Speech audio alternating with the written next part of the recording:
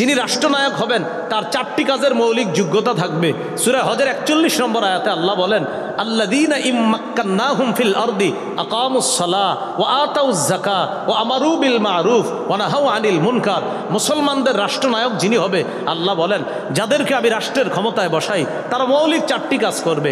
1 number আকামুস সালাহ, রাষ্ট্রীয়ভাবে নামাজ প্রতিষ্ঠিত করবে। এলাকায়, সমাজে, ঘরে, বাহিরে রাষ্ট্রে নামাজ প্রতিষ্ঠিত করা, এটা রাষ্ট্রপ্রধানের দায়িত্ব হবে একটা। ও আতাউজ যাকাত, যাকাত আদায় করবে।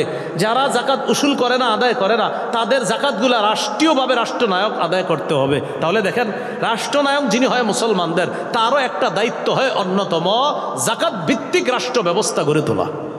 যাকাত ভিত্তিক রাষ্ট্র ব্যবস্থার শুভ পরিণতি ধনী হওয়া। কি হওয়া বলেন? সুদে ফকির আরো ফকির হয়, যাকাতে হাজারো ফকির ধনী হয়। কেন না বলেন? সুদের অর্থ মূলধন সহ ফেরত দিতে হয়, যাকাত ফেরত দিতে হয় না। কি বুঝে আসছিনি? সুদ আবার দিতে হয়, দাও দাও, মূলটাও দাও, সুদও দাও। একজন ধনী হয়, 100 জন গরিব হয়। আর যাকাতে 10 জন গরিব 10 জনই ধনী হয়ে যায়। সুবহানাল্লাহ। রাসূলুল্লাহ সাল্লাল্লাহু আলাইহি সাল্লাম বলেন, মান হাজ্জা লিল্লাহ, যে ব্যক্তি আল্লাহর জন্য হজ করলো, এই হজের মধ্যে গিয়ে ফালাম ইয়ারফুস ওয়ালাম ইয়াফসুক, ওই ব্যক্তি অশ্লীল কথা বলে না, অশ্লীল কাজকর্ম করে না। রাজাআ কায়াউমিন ওয়ালাদাতহু উম্মুহু, সে হজ থেকে এমনভাবে ফিরে আসলো যেন তার মা আজকে তাকে জন্ম দিল।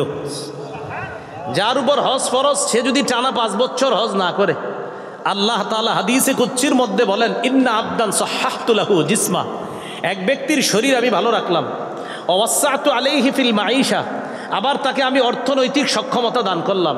তামজি আলাইহি খামসাতু আওয়াম, এইভাবে তার উপর 5টি বছর অতিবাহিত হয়ে গিয়েছে। লা ইয়াফিদু ইলাইয়া, সে আমার কাছে আসলো না। লা মাহরুম, সে বঞ্চিত হবে, সে হতবাগা।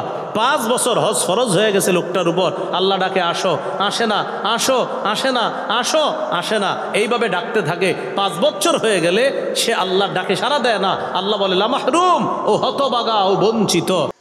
আল্লাহ বলেন, ওয়ামা খালাকতুল জিন্না ওয়াল ইনসা ইল্লা লিয়াবুদুন, জিন ইনসানকে সৃষ্টি করেছি আমার ইবাদত করার জন্য। প্রশ্ন আসে, ইবাদত কতদিন করব?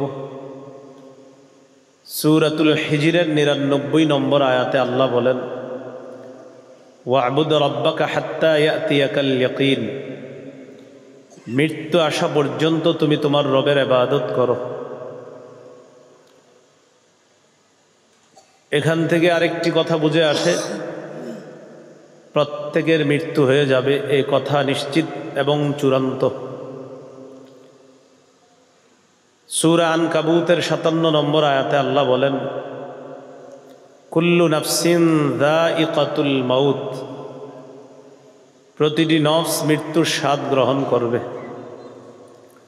3টি গুরুত্বপূর্ণ কথা আমরা ইতিমধ্যে শিখে ফেললাম। আমি আপনি এখানে আমরা যারা আছি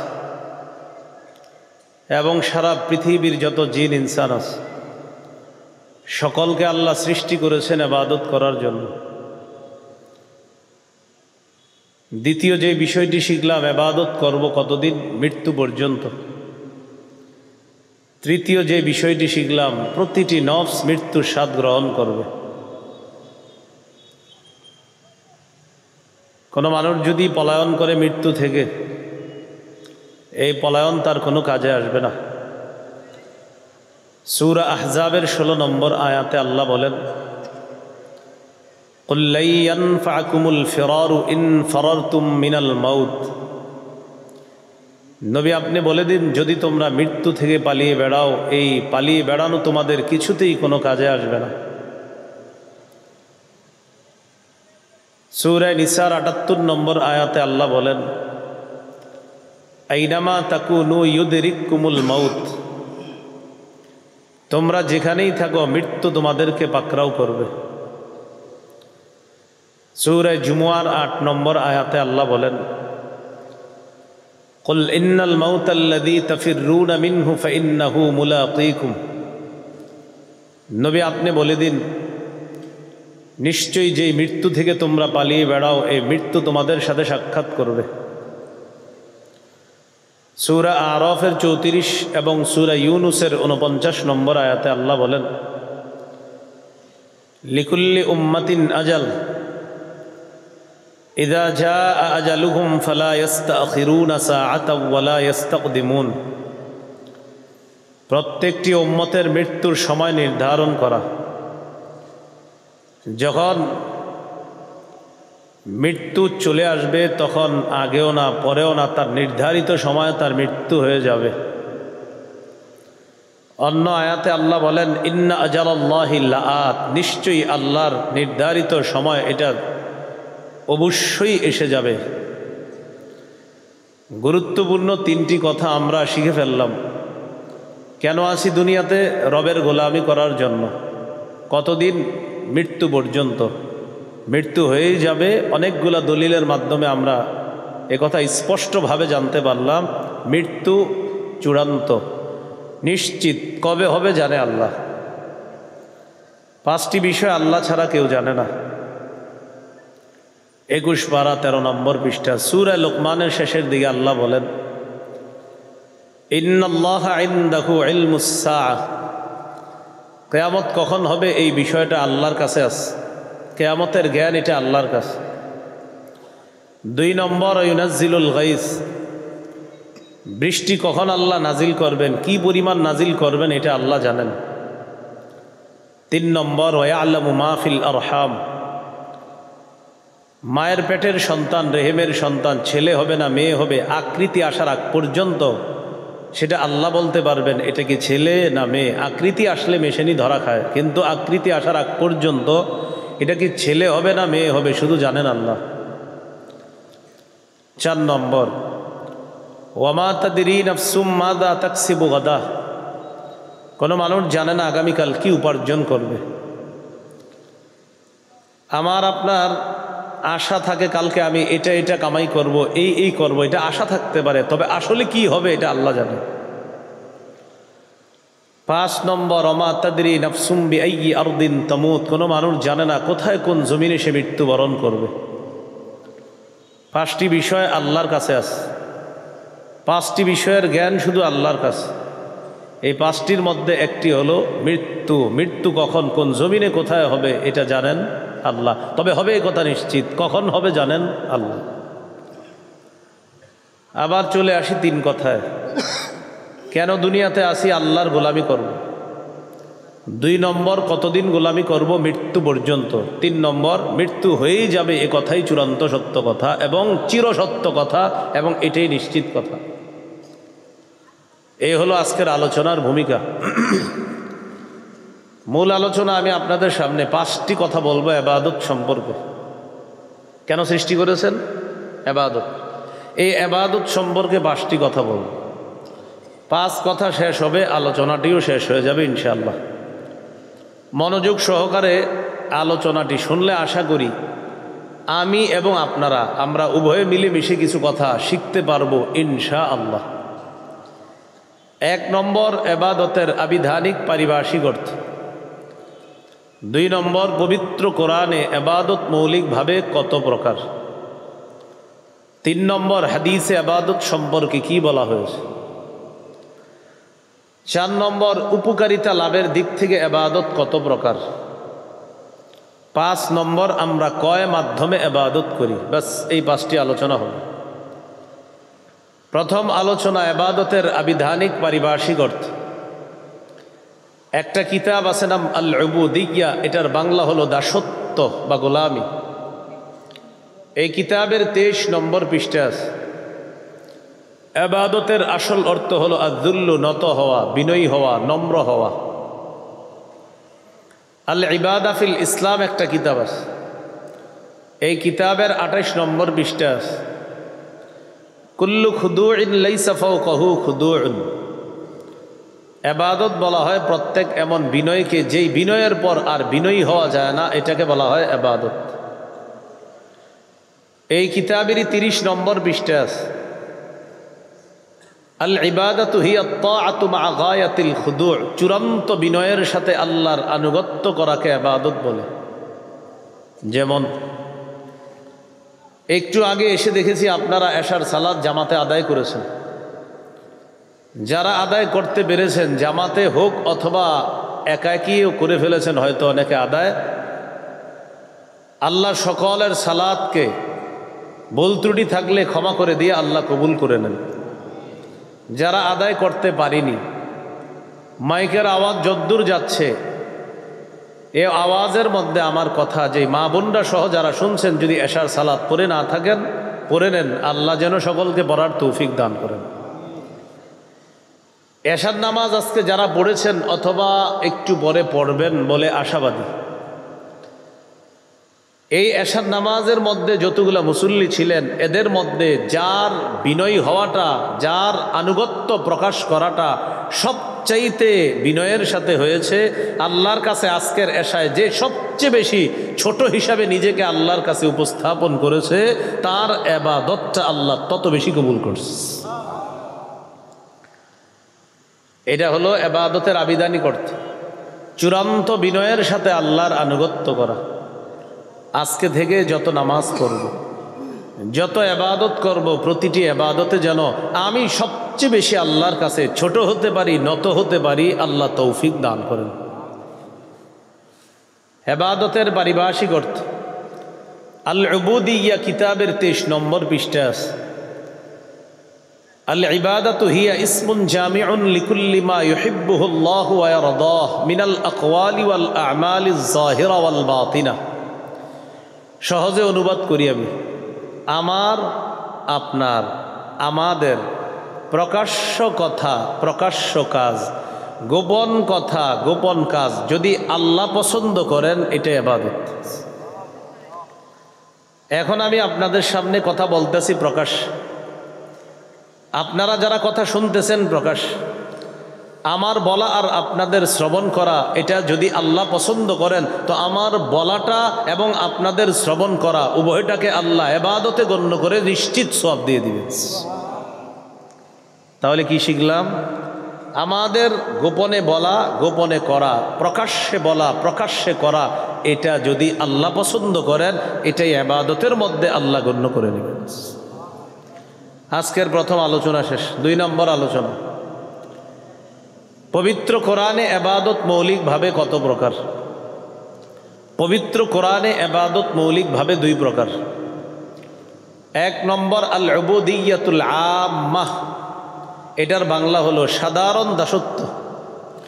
2 নম্বর আল উবুদিয়্যাতুল খাসা, এটার বাংলা হলো বিশেষ দাসত্ব বা বিশেষ গোলামি। পবিত্র কোরআনে গোলামি 2 প্রকার। 1 নম্বর সাধারণ গোলামি, 2 নম্বর বিশেষ গোলামি।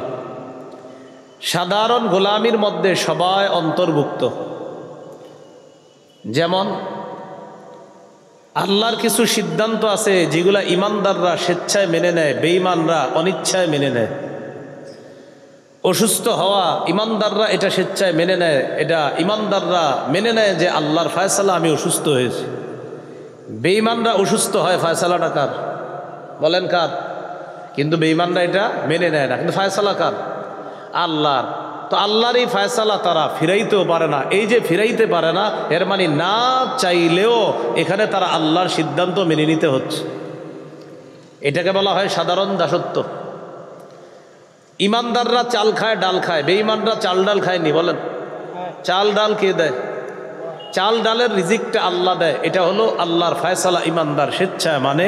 বেঈমানরা চাল ডাল আল্লাহর থেকে নেয়, কিন্তু বেঈমানরা এটা স্বীকার করে না। এটাকে বলা হয় সাধারণ দাসত্ব। আল্লাহর কোনো ফয়সালা বেঈমানরা স্বীকার করে না যে এটা আল্লাহর, কিন্তু বাধাও দিতে পারে না। এই যে আল্লাহর ফয়সালাটা অনিচ্ছায় হলেও মেনে নিচ্ছে, এটা সাধারণ দাসত্ব বা সাধারণ গোলামি। সূরা মারিয়ামের 93 নম্বর আয়াতে আল্লাহ বলেন, ইন কুল্লু মান ফিস সামাওয়াতি ওয়াল আরদি ইল্লা আতির রহমানি আবদা। আসমান জমিনের যত মানুষ আছে, আসমান জমিনের যারা আছে, সবাই রহমানের কাছে দাস রূপে উপস্থিত হবে। সবাই রহমানের কাছে দাস হয়ে উপস্থিত হবে। 2 নম্বর বিশেষ দাসত্ব বা বিশেষ গোলামি। বিশেষ গোলামির মধ্যে সবাই অন্তর্ভুক্ত না, বিশেষ গোলামির মধ্যে শুধুমাত্র আল্লাহর বিশেষ বান্দা যারা তারা অন্তর্ভুক্ত তথা ইমানদাররা। বলেন আলহামদুলিল্লাহ। সূরা ফুরকানের 63 নম্বর আয়াতে আল্লাহ বলেন, ওয়া ইবাদুর রহমানিল্লাযীনা ইয়ামশুনা আলাল আরদি হাওনা। রহমানের বান্দা তারা যারা জমিনে নত হয়ে চলে, বিনয়ী হয়ে চলে। দুনিয়ার মধ্যে সবাই নত হয়ে চলে না, ইমানদার যারা আল্লাহর কাছে আত্মসমর্পণকারী মুসলমান তারা বিনয়ী হয়ে চলে। এই বিনয়ী মানুষগুলাকে আল্লাহ বিশেষ মর্যাদায় আল্লাহর জান্নাত দান করবেন, কারণ তারা বিশেষ। বলেন তারা কি? আল্লাহ আমাকে আপনাকে সকলকে বিশেষ বান্দা হয়ে যেন আল্লাহ তাআলার বিশেষ বান্দা হিসাবে জান্নাতে যেতে পারি, আল্লাহ তৌফিক দান করেন। এ হলো আজকের 2 নম্বর আলোচনা।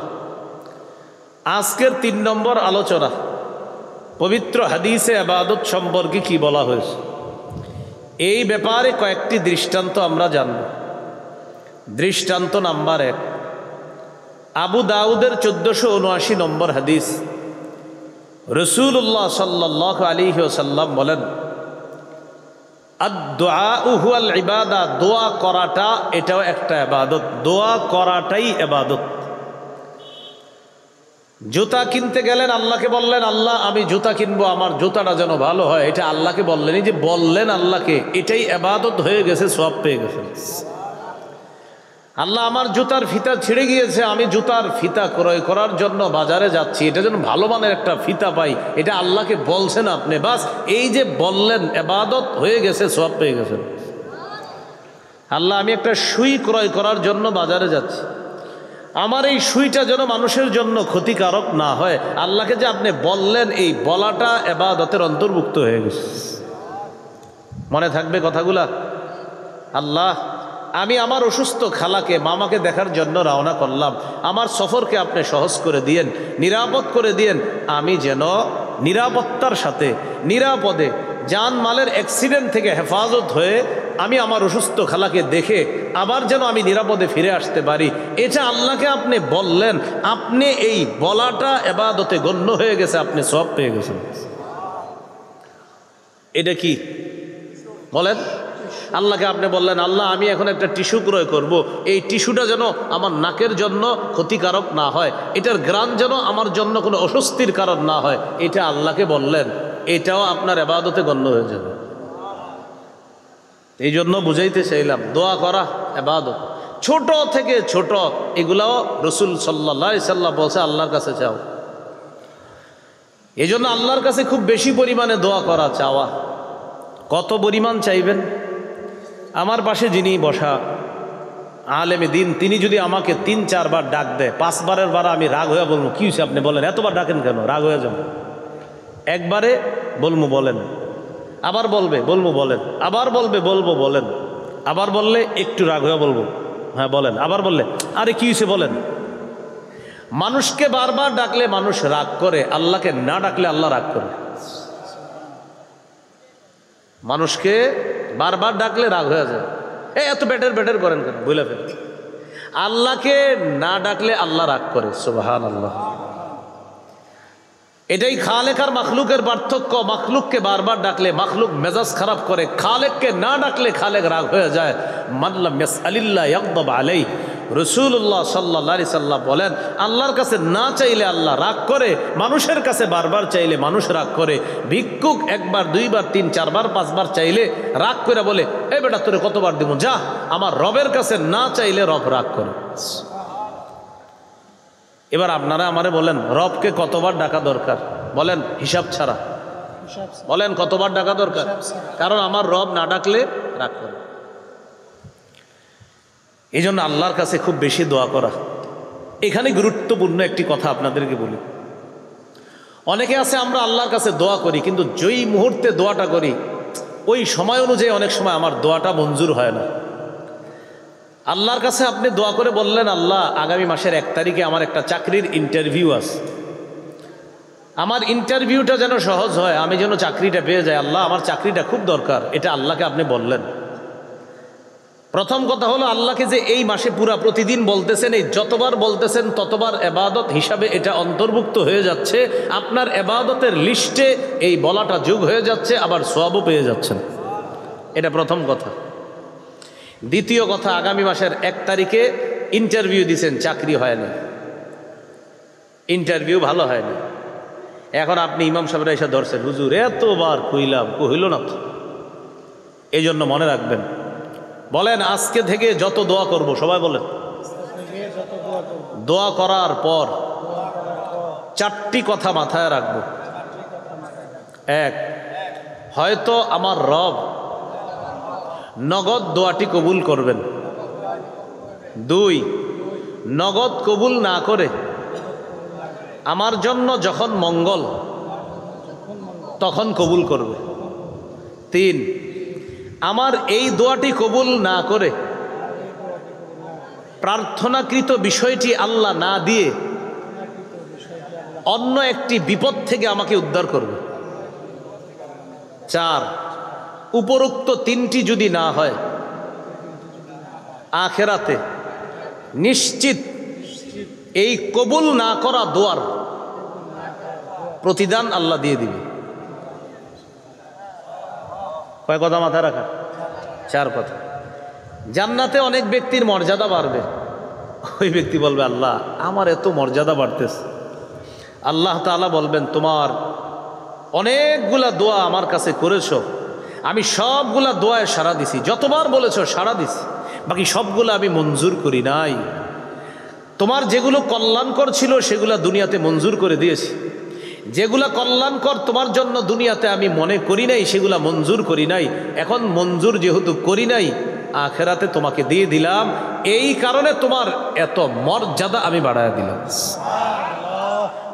কোনো বর্ণনায় এসেছে ওই ব্যক্তি তখন বলবে, ইস দুনিয়াতে যদি আমার আরো কিছু দোয়া কবুল না হইতো তো মর্যাদা আরো বাড়ত। তাহলে আল্লাহর কাছে যে দোয়াটা করব, আমার চাওয়া অনুযায়ী আল্লাহ দিয়ে দিবে। যে আগামী মাসের 1 তারিখে আল্লাহ আমার যেন চাকরিটা হয়, হতে পারে ওই দিনই হয়ে যাবে। 2 নাম্বার কি, ওই দিন হবে না, আমার মঙ্গল অনুযায়ী চাকরিটা হবে, তো ওই দিন চাকরিটা আমার হয় নাই।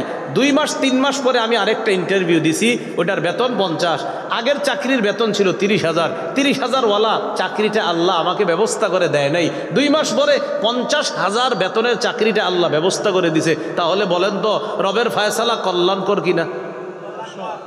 না আমার আপনার মনে হয়েছে কি তোর চাকরিটা হইল না, 3 মাস পরে যখন 50-60,000 বেতনের চাকরি হয় তখন কয় আলহামদুলিল্লাহ, আল্লাহ যাক ভালো হয়েছে, আগেরটা হয়নি। হ্যাঁ, মা বাবারে গিয়ে কি বলে, আম্মা ভালো হয়েছে, আগের চাকরিটা হয় নাকি? কেন আম্মা, আগেরটা যদি হইতো ওটার বেতন ছিল 30, এখন যেটা হয়েছে আলহামদুলিল্লাহ 50,000 টাকা, আম্মা ভালো হয়েছে। তখন কি বলে, আল্লাহ যা করে ভালোর জন্য করে, এটা ঠিক না? আচ্ছা, তাহলে দোয়া করা এটা ইবাদত। সবাই বলেন দোয়া করা কি? তো আমি যত দোয়া করব সব ইবাদতে গণ্য হবে, সওয়াব তো নিশ্চিত পেয়ে যাব। হ্যাঁ, মঞ্জুর করবে কিনা আল্লাহ আমার কথাটা, এটার জন্য 4টা অপশন আমরা শিখে ফেললাম। আল্লাহ আমাদেরকে কথাগুলা মনে রাখার তৌফিক দান করেন।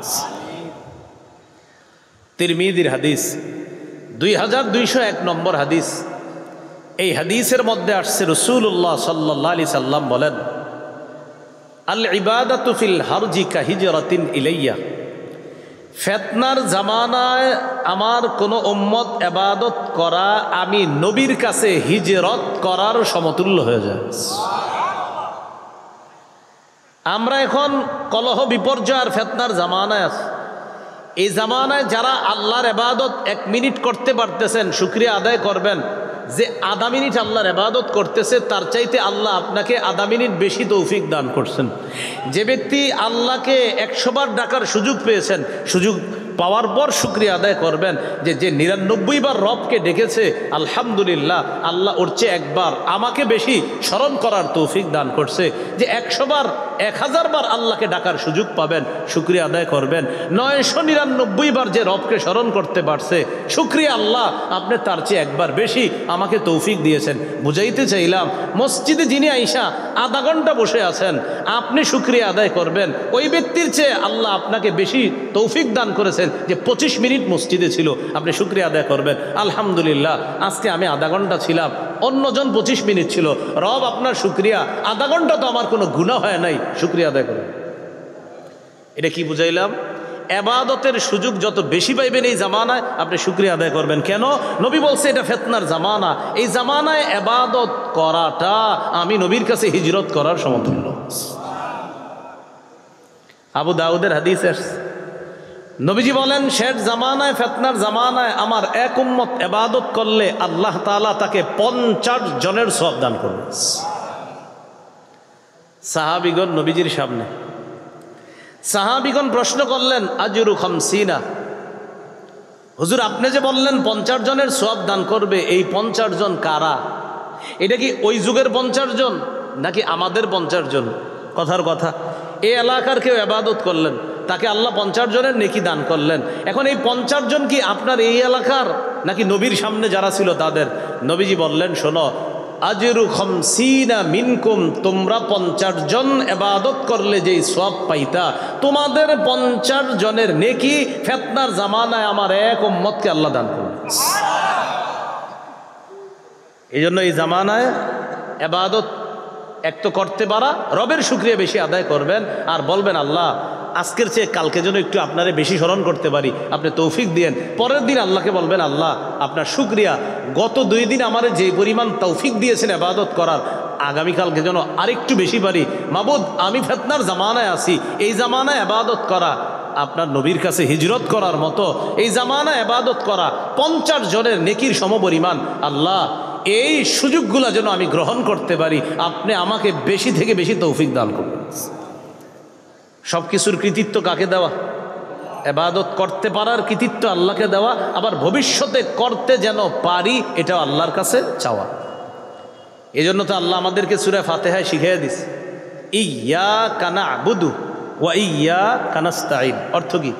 আমরা আপনারই ইবাদত করি এবং আপনার কাছেই সাহায্য চাই। এর মানে কি? এর মানে তাফসীর এটাও একটা, এই যে এশার নামাজ পড়লাম, আল্লাহ আমরা আপনারই ইবাদত করি, এর মানে এশার নামাজটা এটা আপনার ইবাদত।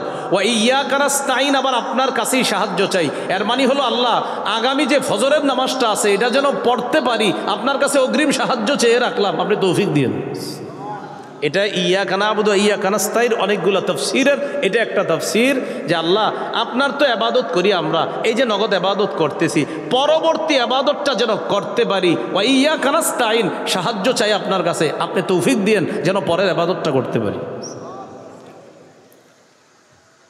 আরেকটা হাদিস শুনেন, মুসনাদে আহমদ হাদিসের কিতাব 6895 নম্বর হাদিস। এই হাদিসের মধ্যে আসছে রাসূলুল্লাহ সাল্লাল্লাহু আলাইহি সাল্লাম বলেন, ইন্নাল আবদা ইযা কানা আলা তরিকাতিন হাসানাতিন মিনাল ইবাদা সুম্মা মারিদা কিলা লিল মালাকিল মুআক্কালি বিহি উকতুব বিমিসলি আমালিহি ইযা কানা তালিকা।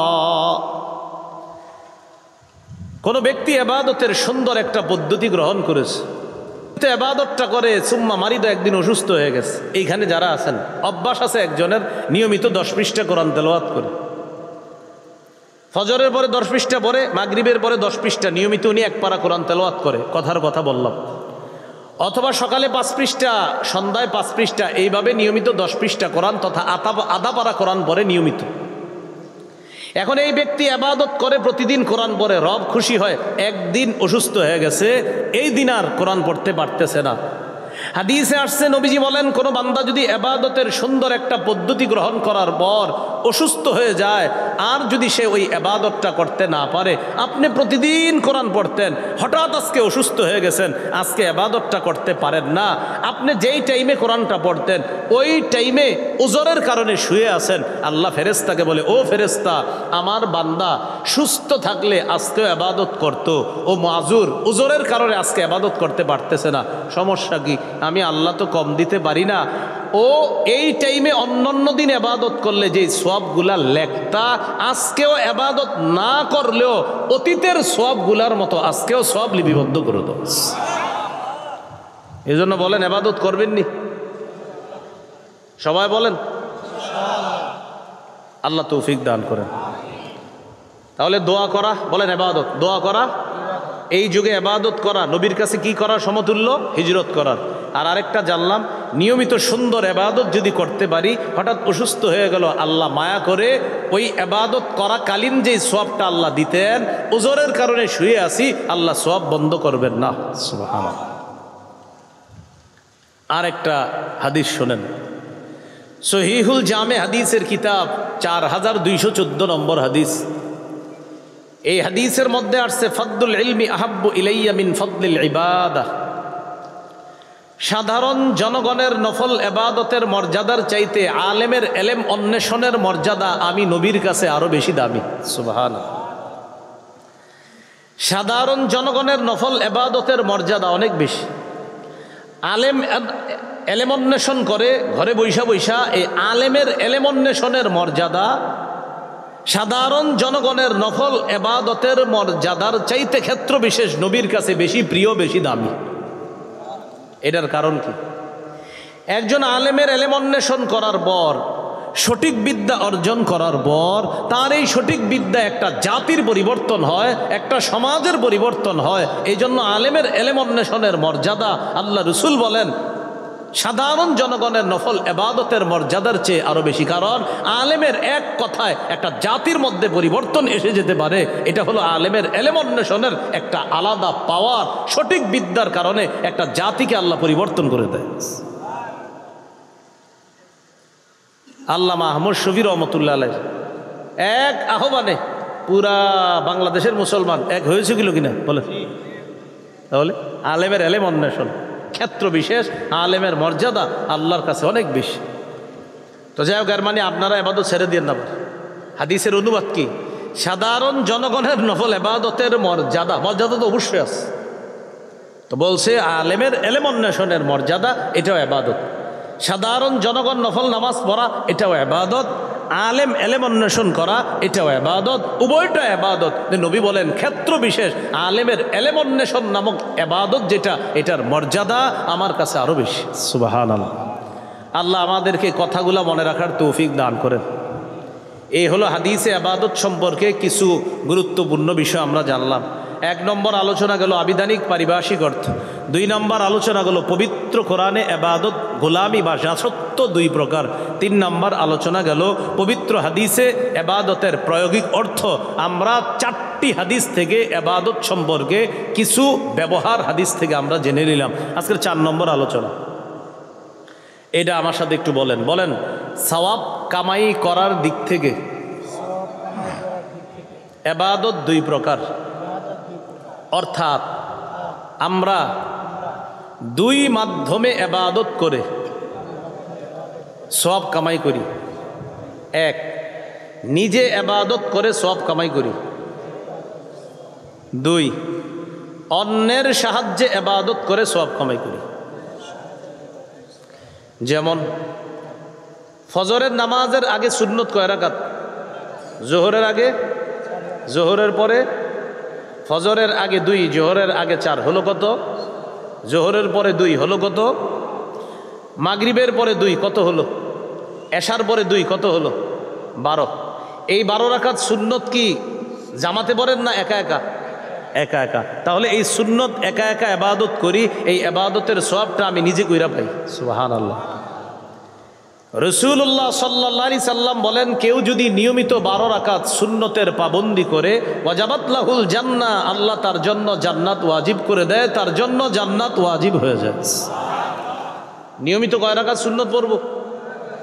ইদানিং কালে আবার নতুন নতুন অনেকে ইসলাম শিখার পর আপনাদের সাধারণ জনগণরা এসে বলে, ভাই সুন্নত না পড়লে কি গুনাহ হবে? এটা আপনাদেরকে বুঝাবে।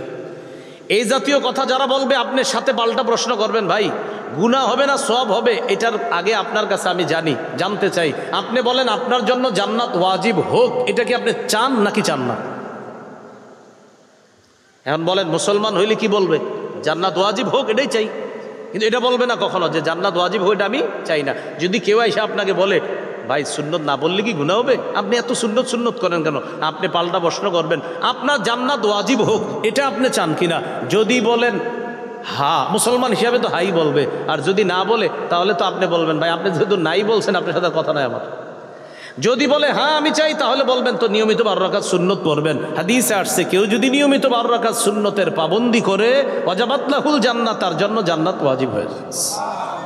তাহলে বলেন সুন্নত সম্পর্কে প্রশ্ন না আমল? বলে না, সুন্নত সম্পর্কে প্রশ্ন হবে না আমল হবে? আমল হবে। মানে অর্থাৎ আপনি যাতে বলেন না আপনি সুন্নত পড়েন না কিচ্ছু হবে না, মানে এরকম একটা অবস্থা। আল্লাহ আমাদেরকে হেফাজত করেন। যারা নিয়মিত সুন্নত ছেড়ে দেয়, সুন্নত ছাড়তে ছাড়তে এক পর্যায়ে ওরা ফরজও ছেড়ে দিবে, মনে রাখবেন। এই জন্য সুন্নতগুলোও গুরুত্ব দিব, ফরজগুলোর তো গুরুত্ব দিতেই হবে, কোনো সন্দেহ নেই। সফরে থাকলে ভিন্ন মাসালা, কিন্তু আপনি যখন কোনো কাজকর্ম নাই, সফরে নাই, তখন আপনি এই মাসালা এই প্রশ্ন কেন জিজ্ঞাসা করেন ভাই সুন্নত কি পড়তেই হবে? আমি জানতে চাই আপনি সুন্নতটা না পড়া করবেনটা কি সেটা বলেন। আপনি এত কি কাজ আছে যে আপনি সুন্নত পড়বেন না? এটা এসে জিজ্ঞাসা কখন ইমাম সাহেবরে আপনার 1টা বাজার 10 মিনিট আগে, জামাত হলো 1:30, মানে জামাতের এখনো 40 মিনিট বাকি আছে। ওই টাইমে এসে কয় হুজুর সুন্নত না বললে কি কিচ্ছু হবে? আরে ভাই 40 মিনিট তো এখনো আছে, আপনি কি করবেন সেটা বলেন। কিছু করবে না, উনি ফেতনা করবে এলাকায়, এটাই উদ্দেশ্য। তাহলে সব কামাই করার দিক থেকে ইবাদত কয় প্রকার? 1 নাম্বার নিজে ইবাদত করে সব কামাই করা, যেমন সুন্নত নামাজগুলা পড়া।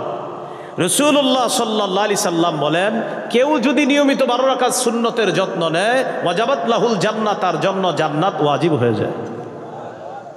2 নাম্বার অন্যের সাহায্যে ইবাদত করে সওয়াব কামাই করা, যেমন জামাতের সাথে নামাজ পড়া।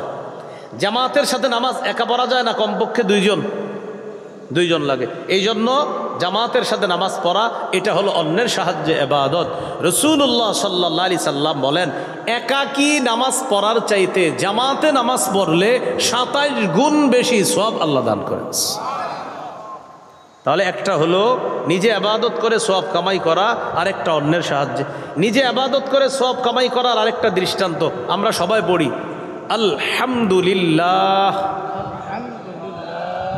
এই যে আপনারা নিজে নিজে বলেন আলহামদুলিল্লাহি রাব্বিল আলামিন, যতটা অক্ষর আছে প্রতিটা অক্ষরে আপনি সওয়াব পেয়ে যাবেন। তিরমিজির 2910 নম্বর হাদিস, রাসূলুল্লাহ সাল্লাল্লাহু আলাইহি সাল্লাম বলেন মান ক্বারাআ হারফাম মিন কিতাবিল্লাহ ফালাহু বিহি হাসানা ওয়াল হাসানাতু বিআশরি আমসালিহা।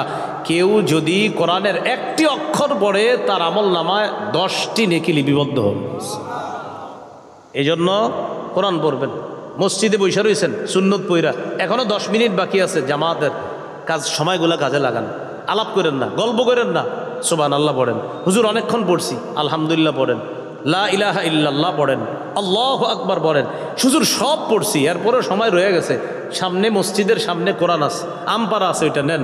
আমপারার সূরাগুলা বৈশা বৈশা পড়েন, যেগুলো পারেন আবার পড়েন, যতবার পারেন পড়েন। কুল হুয়াল্লাহ 3 বার পড়েন, একবার পড়েন 10 পারা কোরআনের সওয়াব, আরেকবার পড়েন কোরআনের 2/3 সওয়াব, আরেকবার পড়েন আবার কোরআনের আপনার পুরা 30 পারা কোরআনের সওয়াব। তো আপনি এইভাবে সূরা ইখলাস পড়তে থাকেন, 10 বার সূরা ইখলাস পড়েন, জান্নাতে একটা ঘর নির্মাণ হয়ে যাবে।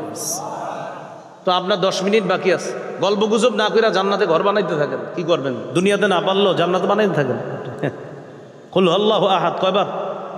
10 বার। 10 বার পড়বেন জান্নাতে একটা ঘর, 10 বার পড়বেন জান্নাতে একটা ঘর। সুবহানাল্লাহ। এই জন্য মাঝে মাঝে 10 তলা 20 তলার দিকে যখন দুনিয়াতে তাকাইবেন, তাকানোর পর মনের মধ্যে যখন আফসোস আসবে 10 তলা বিল্ডিংটা যদি আমার হইতো, সাথে সাথে 10 বার সূরা ইখলাস পড়বেন, পইরা 10 তলার দিকে তাকায় বলবেন তুমি 10 তলা তো কি হয়েছে, আমিও জান্নাতে একটা বানাইছি। তোমারটা ক্ষণস্থায়ী, আমারটা চিরস্থায়ী। সুবহানাল্লাহ। হ্যাঁ, কি মনে থাকবেন ইনশাআল্লাহ? জান্নাতের যেটা ওটা কি চিরস্থায়ী, আর দুনিয়ারটা তো যখন দেখবেন বড় বড় বাড়ির দিকে তাকায় মনে আফসোস আসে, তখন কি করবেন? আর আউযুবিল্লাহ বিসমিল্লাহ পইরা কুল হুয়াল্লাহ 10 বার পইরা তখন মনে মনে বলবেন এটা ক্ষণস্থায়ী, আমি যেটা নির্মাণ করেছি ইনশাআল্লাহ আমি যদি আল্লাহর কাছে সেটা পেয়ে যাই সেটা হবে চিরস্থায়ী। সুবহানাল্লাহ। সময়গুলো কাজে লাগাবো তো ইনশাআল্লাহ। তাহলে নিজে ইবাদত করে সওয়াব কামাই করা, আরেকটা অন্যের সাহায্যে ইবাদত করে সওয়াব কামাই করা।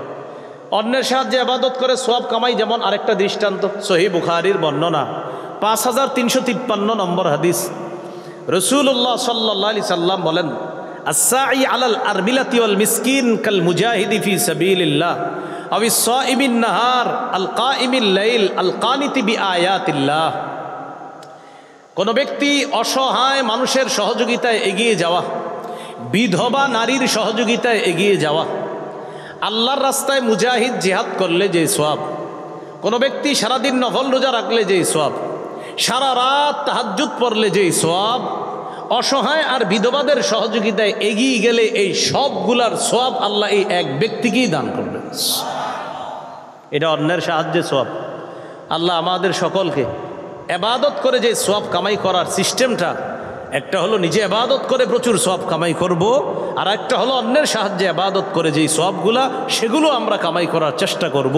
আল্লাহ তাআলা তৌফিক দান করেন। আজকের সর্বশেষ আলোচনা, পঞ্চম আলোচনা, এটা আমার সাথে একটু বলেন যেন মনে থাকে। বলেন, মাধ্যম হিসাবে ইবাদত 5 প্রকার, অর্থাৎ আমরা 5 মাধ্যমে ইবাদত করি।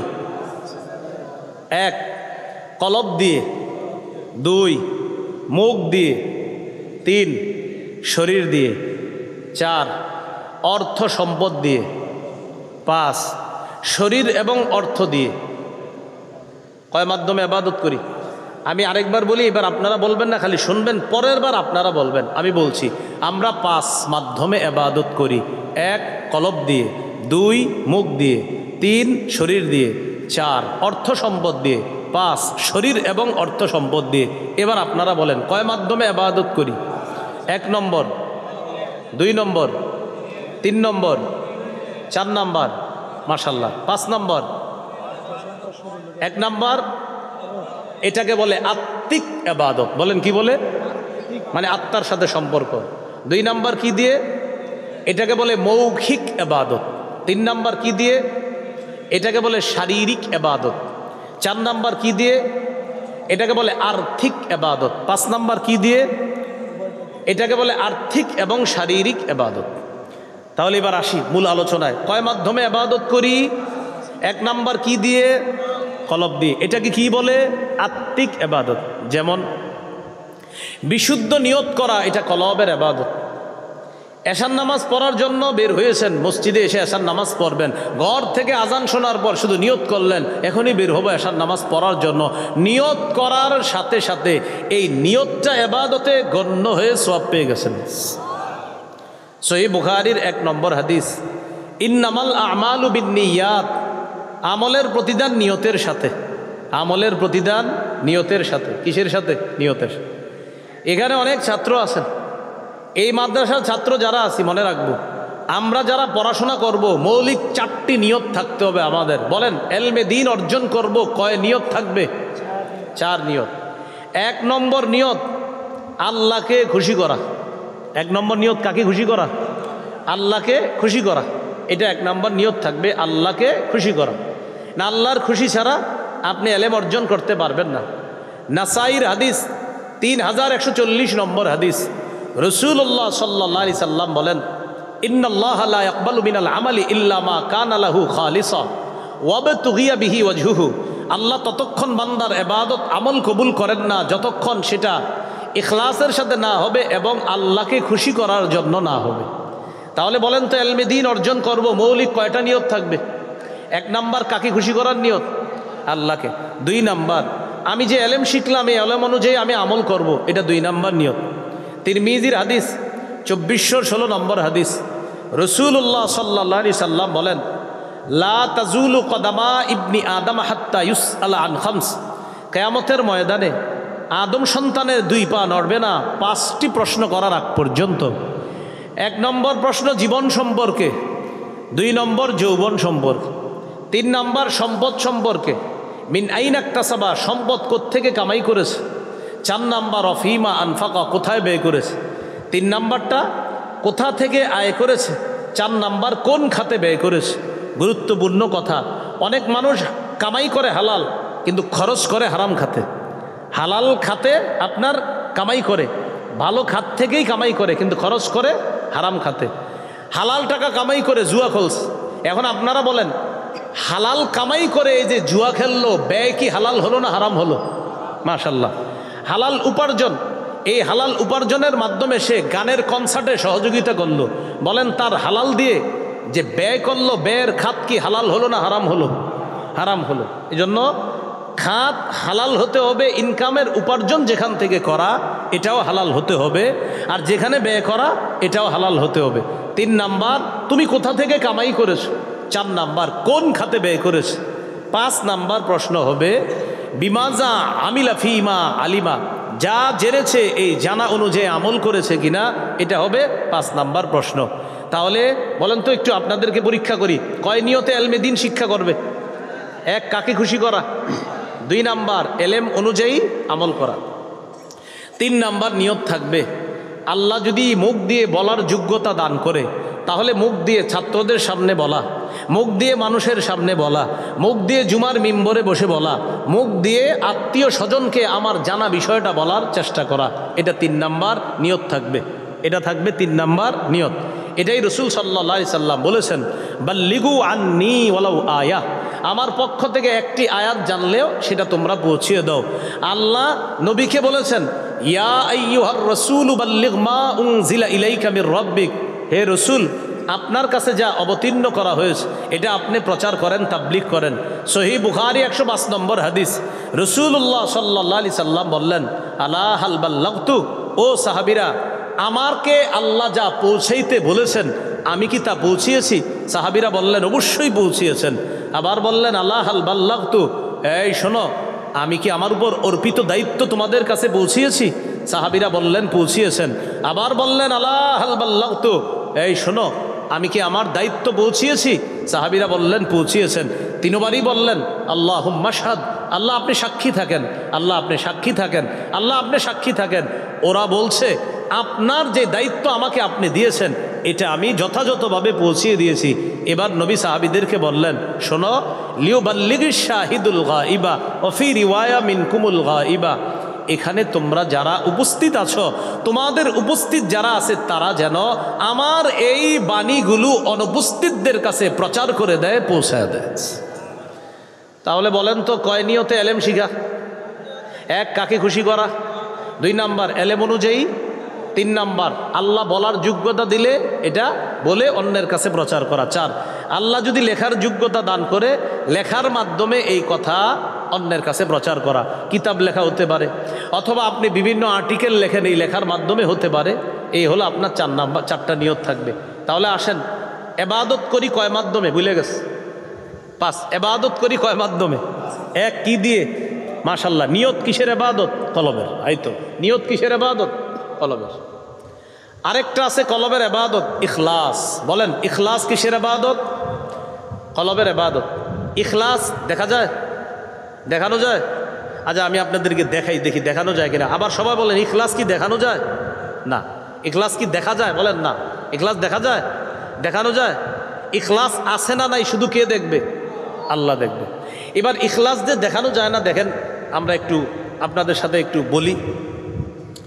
পবিত্র কোরআনে যতগুলো সূরা আছে সব সূরার নাম সূরার মধ্যে পেয়ে যাবেন খুঁজলে, তালাশ করলে। যেমন কুল আউযু বিরাব্বিন নাস, বলেন তো আপনারা সূরার নাম কি? কুল আউযু বিরাব্বিল ফালাক, সূরার নাম কি? তাহলে নাম ফালাক, সূরার মধ্যে ফালাক আছে কিনা? মাশাআল্লাহ। তাব্বাত ইয়াদা আবি লাহাব, সূরার নাম কি? লাহাব আসেনি সূরায়? আচ্ছা। ইযা জাআ নাসরুল্লাহি ওয়াল ফাতহ, সূরার নাম কি? নাসর আসেনি? কুল ইয়া আইয়ুহাল কাফিরুন, সূরার নাম? সূরার মধ্যে কাফিরুন আছে? আচ্ছা। ইন্না আ'তাইনাকাল কাউসার, সূরার নাম?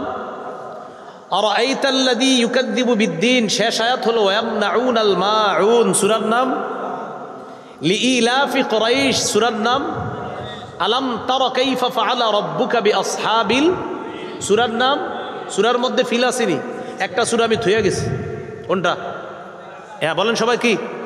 এবার সূরার নাম কি দেখি, ইখলাস সূরার মধ্যে আছে কিনা আমি পড়ি। কুল হুয়াল্লাহু আহাদ, পাইলাম না। আল্লাহুস সামাদ, লাম ইয়ালিদ ওয়া লাম ইউলাদ ওয়া লাম ইয়াকুল লাহু কুফুয়ান আহাদ, কই? কেন নাই? আসলে আছে, আসলে বলেন সবাই কি বলেন? আসলে, কিন্তু সরাসরি নাই। আল্লাহ বুঝাইতে চায়, বান্দা সূরার নাম ইখলাস, সূরার মধ্যে ইখলাস শব্দটা আমি আল্লাহ রাখি নাই কেন জানো? তোমাদেরকে শিক্ষা দিলাম ইখলাস দেখানো যায় না, ইখলাস দেখা যায় না, এটা লালন ধালন পালন করতে হয়, এটা শুধু আমি আল্লাহ দেখি। মনে থাকবে নি? আপনাদেরকে কিন্তু খুব সুন্দর একটা জিনিস শিখিয়ে দিছি, ইখলাস এটা দেখা যায় না, এটা দেখানো যায় না, তো আল্লাহ শিখিয়ে দিলেন সূরার নাম ইখলাস। সূরার মধ্যে তোমরা পরতে পরতে ইখলাস পাবা, কিন্তু ডাইরেক্ট শব্দটা পাবা না। কুল হুয়াল্লাহু আহাদ, আয়াতে ইখলাস পাবা, খোঁজো যে আল্লাহ এক, এটা মন থেকে থাকতে হবে, আল্লাহ এক মানে ইখলাসের সাথে হতে হবে। আল্লাহুস সামাদ, আল্লাহ অমুখাপেক্ষী, এটা ইখলাসের সাথে হতে হবে। লাম ইয়ালিদ ওয়া লাম ইউলাদ, তিনি জন্ম দেন না, জন্ম নেন না, এই বিশ্বাস ইখলাসের সাথে হতে হবে। ওয়ালাম ইয়াকুল্লাহু কুফুয়ান আহাদ, তার সমকক্ষ কেউ নাই, এটা ইখলাসের সাথে হতে হবে। তো আল্লাহ বুঝাইতে চায় ইখলাসের সাথে হবে, এটা কোথায়? কয় তোমার কলবে হবে। এই জন্য সূরার নাম ইখলাস। আমি এটা সূরার মধ্যে রাখি নাই, দেখাই নেই, কারণ ইখলাস দেখানো যায় না, দেখা যায় না, এটা এখানে রাখতে হয়, এটা শুধু আমি আল্লাহ দেখি। মনে থাকবে নি? কয় মাধ্যমে ইবাদত করি? এক কি দিয়ে? কলব দিয়ে। নিয়ত কিসের ইবাদত? কলবের। ইখলাস কিসের ইবাদত? মাশাআল্লাহ, কলবের ইবাদত। আরেকটা আছে, বলেন বিশ্বাস, কলবের ইবাদত। আমার সাথে বলেন লা ইলাহা ইল্লাল্লাহ। বলেন আল্লাহ ছাড়া কোনো ইলাহ নাই, এই বিশ্বাস অন্তরে রাখা অন্তরের ইবাদত। তাহলে নিয়ত অন্তরের ইবাদত, ইখলাস অন্তরের ইবাদত, লা ইলাহা ইল্লাল্লাহর বিশ্বাস এটা অন্তরের ইবাদত। আল্লাহ কথাগুলো মনে রাখার তৌফিক দান করেন। কয় মাধ্যমে ইবাদত করি? এক কি দিয়ে? কলব। দুই নম্বর জানি কি দিয়ে ইবাদত করি? মুখ। মুখের ইবাদত যেমন তিলাওয়াতুল কোরআন, কোরআন তেলাওয়াত করা, এটা মুখের ইবাদত। কি করা? কোরআন তেলাওয়াত করা, এটা মুখের ইবাদত। এই ইবাদত তো আমাদের শুধু রমজানে হয়। রমজান মাসে অনেকে কোরআন খতম দেয়, 1, 2, 3, 4 খতম। 27 রমজান, 27তম রজনীতে ইমাম সাহেবের কাছে একটা চিঠি লেখে, হুজুর দাদার জন্য 1 খতম, দাদির জন্য 1 খতম, নানার জন্য 1 খতম, নানির জন্য 1 খতম, আর 14 গোষ্ঠীর যারা মারা গেছে তাদের জন্য আরেক খতম। খতমগুলো আপনি বক্সায়া দিয়েন। কি করে দিয়েন? বক্সায়া দিয়েন। উনি খারাপ নিয়তে এটা লেখেন নাই, কিন্তু আমি আপনাদেরকে জিজ্ঞাসা করতে চাই, এই যে হুজুরে লেখলেন বক্সায়া দিয়েন, বক্সানোর আগে কই ছিল এটা? না আমারে বুঝাই দেন, আমারে বুঝাই দিলে আমিও বক্সাবো। আপনি যে লেখলেন 27তম রজনীতে হুজুর দাদার জন্য 1 খতম, দাদির জন্য 1 খতম, বক্সায়া দিয়েন মানে পৌঁছায়া দিয়েন। আচ্ছা হুজুরে পৌঁছানোর আগে এটা কই ছিল? মানে বাতাসে ঘুরতেছিল? বুঝে, হ্যাঁ বুঝা গেছে না? তো আপনি কেন আবার লিখতেছেন বক্সায়া দিয়েন? এইটা লিখবেন, হুজুর আমি 3 খতম 4 খতম কোরআন পড়েছি, মানুষ হিসাবে নিশ্চিত আমার অনেক ভুল হয়ে গেছে হুজুর, আমি আল্লাহর কাছে বলছি আল্লাহ যেন মাফ করে। আপনিও একটু আল্লাহকে আমার জন্য বললেন, আল্লাহ যেন আমার ভুলগুলো মাফ করে দিয়ে আমার এই পূর্ণ খতমকে আল্লাহ কবুল করে নেয়, এই কথাটা আল্লাহকে বললেন। তাহলে এইভাবে আমরা এখন থেকে দোয়া চাইব, এটা না বলা বক্সায়া দেন। উনি বক্সানোর কে? আল্লাহ আমাদেরকে কথাগুলা বোঝার তৌফিক দান করেন। তিলাওয়াতুল কোরআন বলতেছিলাম, এটা অনেক মুসলমান রমজান মাসে শুধু পড়ে। তো 27তম রজনীতে কোরআন খতম করার পর স্ত্রীকে বলে মলাটের মধ্যে কোরআনটা রাইখা দাও, আবার আগামী রমজানে ইনশাআল্লাহ বাঁচায় রাখলে আবার দিবা। 27তম রজনীতে কোরআন তেলাওয়াতও শেষ হয়, আর অনেক মুসলমানের তারাবির নামাজও শেষ হয়ে যায়। 28, 29, 30তম রজনী যদি আল্লাহ দিয়ে দেয় আর কি, ওই দিনগুলোতে আল্লাহ বাঁচাইছে যে রোজা রাখে। আল্লাহ জানে কয়দিন পরে 27 পর্যন্ত যে কোন ফেতনা আসে আমি চিন্তা আছি। এখন আপনার তেলাওয়াত ছেড়ে দেয় 27-এর পরে, আর তারাবিটাও ছেড়ে দেয়। কবে থেকে মানুষ এটা নিয়ে আবার বইলা ফেলে, আল্লাহ হেফাজত করুক, যে 27তম রোজা রাখছি, তারপরে এখন আপনারা বলেন 27তম রোজার পরে তারাবি আসেনি আরো? তো পরে ওই পরের দিনেই 27তম রজনীতে মসজিদ ভৈরা, মাঠেও মুসল্লি। 28তম রজনীতে 1.5 কাতার। কোথায় গতকালকের মুসল্লিরা কোথায় গেল? তো ভাই এই ভুলগুলো করেন না, তারাবি পড়বেন। রমজান মাস যতদিন রাখছে আল্লাহ ততদিন তারাবি। আল্লাহ আমাদেরকে মনে রাখার তৌফিক দান করেন। আসি তিলাওয়াতুল কোরআন। প্রতিদিন কোরআন তেলাওয়াত করবেন। আমি সহ আমরা সবাই প্রতিদিন 3টি কাজ ছাড়বো না মরা পর্যন্ত। বলেন কয়টি? বলেন কোরআন তেলাওয়াত, 5 ওয়াক্ত নামাজ, সাধ্য অনুযায়ী দান সদকা। আবার কোরআন তেলাওয়াত, 5 ওয়াক্ত নামাজ, সাধ্য অনুযায়ী দান সদকা, এই 3টি আমল বলেন কেউ যদি নিয়মিত করে সে আল্লাহর সাথে এমন ব্যবসা করবে যেই ব্যবসায় কোনো লস নাই, শুধু লাভ আর লাভ। বলেন তো লাভজনক ব্যবসা প্রতিদিন কয় আমল? 3 আমল। কোরআন তেলাওয়াত, 5 ওয়াক্ত নামাজ, সাধ্য অনুযায়ী দান সদকা। সূরা ফাতির 30-31 নম্বর আয়াতে আল্লাহ বলেন, ইন্নাল্লাযীনা ইয়াতলুনা কিতাবাল্লাহ ওয়া আকামুস সালাহ ওয়া আনফাকু মিম্মা রাযাকনাহুম সিররাও ওয়া আলানিয়া ইয়ারজুনা তিজারাতাল লান তাবুর। যারা নিয়মিত কোরআন তেলাওয়াত করবে এবং 5 ওয়াক্ত সালাত আদায় করবে এবং আল্লাহর দেয়া রিজিক থেকে গোপনে প্রকাশ্যে দান করবে, ইয়ারজুনা তিজারা, তারা এমন ব্যবসার আশা করে, লান তাবুর, যে ব্যবসা কখনো ধ্বংস হবে না, লাভ আর লাভ। এজন্য পদ্ধতিটা এভাবে করবেন, প্রতিদিন ফজর দিয়ে আপনার সকাল শুরু হবে, ফজরের পর কোরআন তেলাওয়াত করবেন।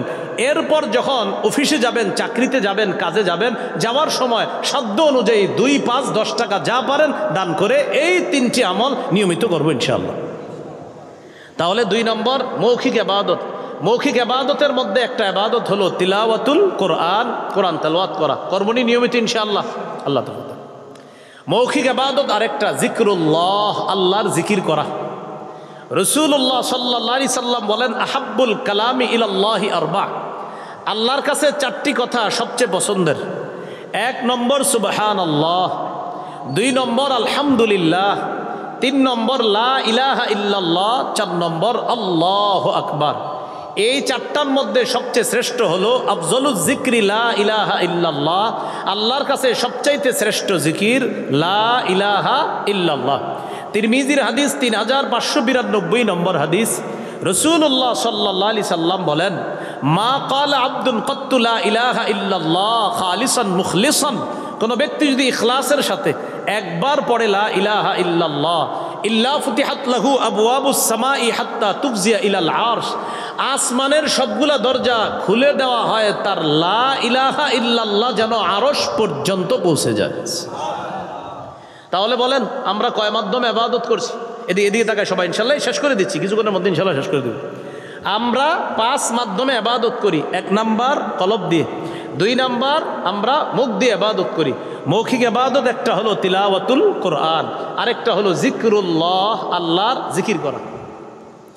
মৌখিক ইবাদত আরেকটা, সেটা হলো সত্য কথা বলা। কি কথা বলা? হ্যাঁ বলেন সবাই, কি বলা? সত্য কথা বলা। এই বিষয়টার অভাব সবার মধ্যে আছে। এই জামানায় কেউ যদি আবু বকর সিদ্দিক রাদিয়াল্লাহু তাআলা আনহুর মতো সিদ্দিক, এই যে সিদ্দিক উপাধিটা, এই উপাধি কোনো ব্যক্তি যদি নিয়মিত সত্য কথা বলে, সকাল বিকাল উঠতে বসতে সত্য কথা বলে, হাত্তা ইউক্তাবা ইনদাল্লাহি ওয়া ফি রিওয়ায়া ইয়াকুনা ইনদাল্লাহি সিদ্দিকা, আল্লাহর খাতায় তার নামটা সিদ্দিক বলে লিপিবদ্ধ হয়ে যায়। তাহলে এই যুগেও সিদ্দিক হওয়ার সুযোগ আছে। এই জন্য জবান নিয়ন্ত্রণ করা। সহিহ বুখারীর বর্ণনা, রাসূল সাল্লাল্লাহু আলাইহি সাল্লাম বলেন, মান কানা ইউমিনু বিল্লাহি ওয়াল ইয়াউমিল আখির ফালইয়াকুল খায়রা আও লিয়াসমুত, যে ব্যক্তি আল্লাহর আখিরাতকে বিশ্বাস করে সে যেন বললে উত্তম কথা বলে অথবা চুপ থাকে। এই জন্য আমরা সবাই একটু প্র্যাকটিস করি। বলেন, বললে ভালো বলবো, না পারলে চুপ থাকবো, চুপ থাকতে না পারলে ঘুমায়া থাকবো। কি করবো? বললে ভালো কথা বলবেন। এই সামনে একটা সময় আসতেছে আমাদের দেশে, হুদাই আপনার মন চাইবে যে কিছু কই, এই কিছুদিন পরে এরকম একটা পরিস্থিতি আমাদের দেশে আসবে, মানে আপনার মুখ ইবলিস খালি খোঁচাবে, তুইও ক কিছু। তো আপনার যখন এরকম মুখ খালি চলতে চাইবে, মানে খালি মুখ উল্টা পাল্টা বলতে চাইবে, আপনি তখন বলবেন, ইবলিস তুমি আমার সাথে ঝামেলা করো না, আল্লাহুম্মা বিসমিকা আমুতু ওয়া আহইয়া। আপনি বললে সত্য কথা বলবেন, না পারলে চুপ থাকবেন। আর যদি এটাও না পারেন, ইবলিসের বলবেন ঝামেলা করবা না, আল্লাহুম্মা বিসমিকা আমুতু ওয়া আহইয়া। আর টেনশন নেই, ঘুমায় যাবে। এই জন্য হাদিসে আসছে, মান সামাতা নাজা, চুপ থাকবে সে নাজাত পেয়ে যাবে। তাহলে 5 মাধ্যমে ইবাদত করি। 1 নাম্বার কলব দিয়ে, 2 নাম্বার মুখ দিয়ে ইবাদত করি, 3 নম্বর শরীর দিয়ে ইবাদত করি। এটাকে বলে শারীরিক ইবাদত।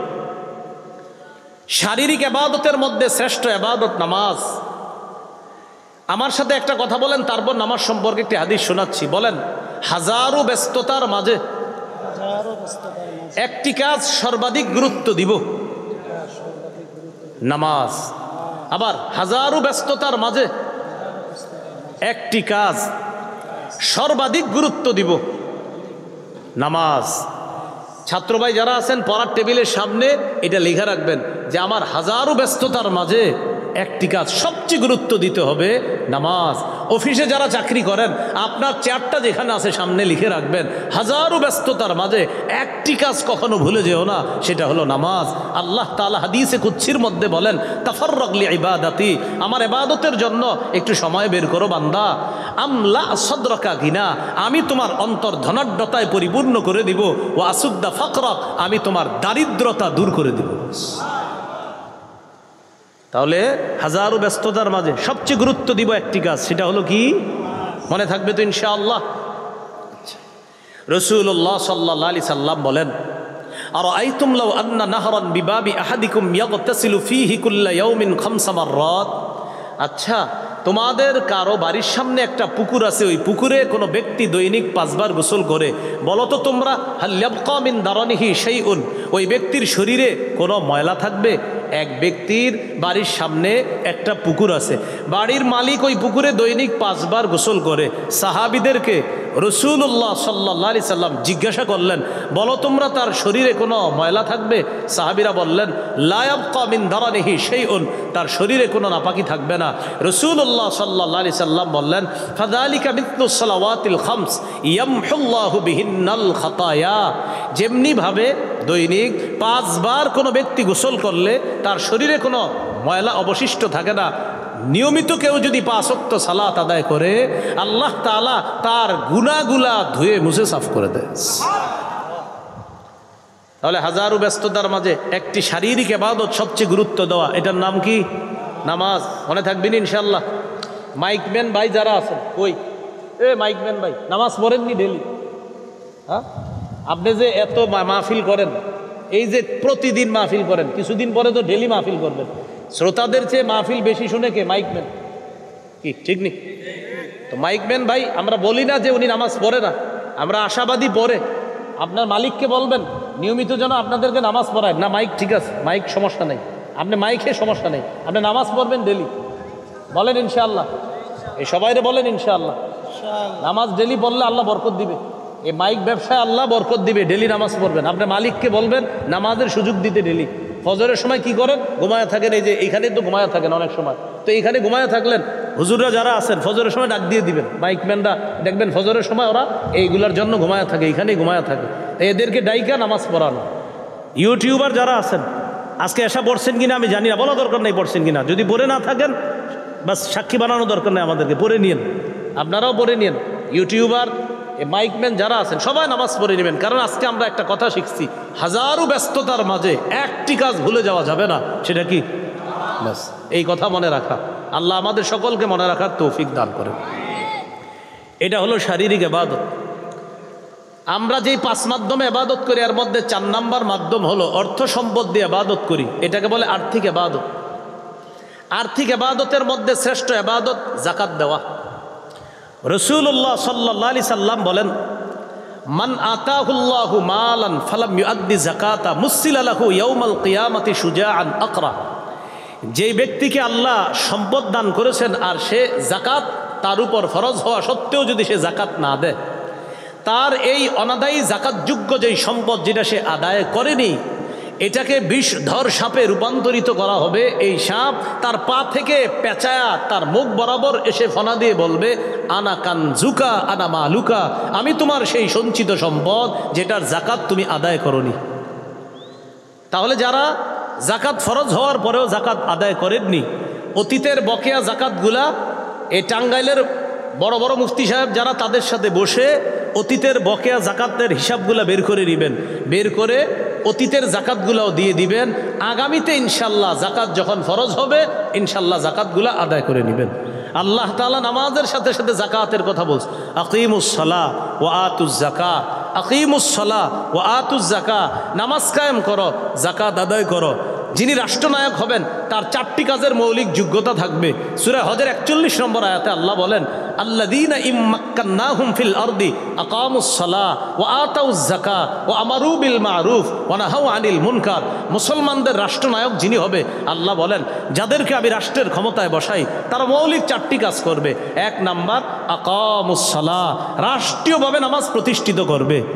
এলাকায়, সমাজে, ঘরে, বাহিরে রাষ্ট্রে নামাজ প্রতিষ্ঠিত করা, এটা রাষ্ট্রপ্রধানের দায়িত্ব হবে একটা। ও আতাউজ যাকাত, যাকাত আদায় করবে। যারা যাকাত উসুল করে না, আদায় করে না, তাদের যাকাতগুলা রাষ্ট্রীয়ভাবে রাষ্ট্রনায়ক আদায় করতে হবে। তাহলে দেখেন, রাষ্ট্রনায়ক যিনি হয় মুসলমানদের, তারও একটা দায়িত্ব হয় অন্যতম যাকাত ভিত্তিক রাষ্ট্র ব্যবস্থা গড়ে তোলা। কি ভিত্তিক বলেন? কি ভিত্তিক বলেন আমার সাথে? সুদ ভিত্তিক রাষ্ট্র ব্যবস্থার শেষ পরিণতি ভিক্ষা। এইভাবে বলেন সবাই, ভিক্ষা। সুদ ভিত্তিক রাষ্ট্র ব্যবস্থার শেষ পরিণতি কি? আর বলেন যাকাত ভিত্তিক রাষ্ট্র ব্যবস্থার শুভ পরিণতি ধনী হওয়া। কি হওয়া? বলেন সুদে ফকির আরো ফকির হয়, যাকাতে হাজারো ফকির ধনী হয়। কেন না বলেন? সুদের অর্থ মূলধন সহ ফেরত দিতে হয়, যাকাত ফেরত দিতে হয় না। কি বুঝে আসছিনি?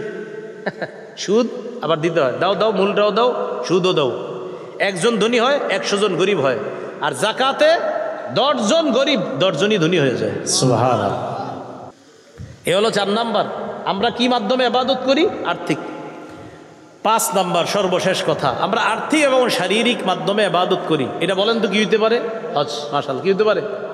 হজ করতে টাকাও লাগে, হজ করতে শরীর লাগে। রাসূলুল্লাহ সাল্লাল্লাহু আলাইহি সাল্লাম বলেন, মান হাজ্জা লিল্লাহ, যে ব্যক্তি আল্লাহর জন্য হজ করলো, এই হজের মধ্যে গিয়ে ফালাম ইয়ারফুস ওয়ালাম ইয়াফসুক, ওই ব্যক্তি অশ্লীল কথা বলে না, অশ্লীল কাজকর্ম করে না। রাজা কায়াউমিন ওয়ালাদাতহু উম্মুহু, সে হজ থেকে এমনভাবে ফিরে আসলো যেন তার মা আজকে তাকে জন্ম দিল। যার উপর হজ ফরজ, সে যদি টানা 5 বছর হজ না করে, আল্লাহ তাআলা হাদিসে কুদসির মধ্যে বলেন, ইন্না আবদান সাহহাতু লাহু জিসমা, এক ব্যক্তির শরীর আমি ভালো রাখলাম। ওয়াসাতু আলাইহি ফিল মাঈশা, আবার তাকে আমি অর্থনৈতিক সক্ষমতা দান করলাম। তামজি আলাইহি খামসাতু আওয়াম, এইভাবে তার উপর 5টি বছর অতিবাহিত হয়ে গিয়েছে। লা ইয়াফিদু ইলাইয়া, সে আমার কাছে আসলো না। লা মাহরুম, সে বঞ্চিত হবে, সে হতবাগা।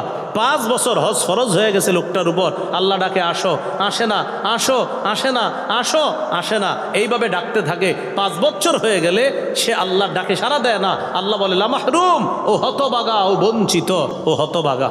আল্লাহ আমাদের সকলকে কথাগুলা মনে রাখার তৌফিক দান করেন। সবাই দিয়ে তাকান, মূল আলোচনা শেষ করছি। আমরা আজকে ইবাদত সম্পর্কে 5টি কথা জানলাম। 1 নাম্বার আবিধানিক পারিভাষিক অর্থ। ইবাদতের আবিধানিক অর্থ নত হওয়া, বিনয় হওয়া। পারিভাষিক অর্থ একটু মন দেন, অনেকে নতুন করে আসছেন। আমরা প্রকাশ্যে যা করি, যা বলি, গোপনে যা করি, যা বলি, এটা যদি আল্লাহ পছন্দ করেন, এটা ইবাদত। 2 নাম্বার, পবিত্র কোরআনে মৌলিকভাবে দাসত্ব 2 প্রকার। 1 সাধারণ দাসত্ব, 2 মৌলিক বিশেষ দাসত্ব। সাধারণ দাসত্বে সবাই অন্তর্ভুক্ত, বিশেষ দাসত্বে শুধু মুমিনরা অন্তর্ভুক্ত। আল্লাহ আমাদেরকে বিশেষ দাস হওয়ার তৌফিক দান করেন।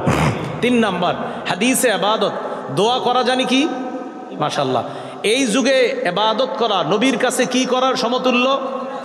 এই যুগে এক উম্মতের ইবাদত কয়জনের সওয়াব? 50 জনের। মাশাআল্লাহ।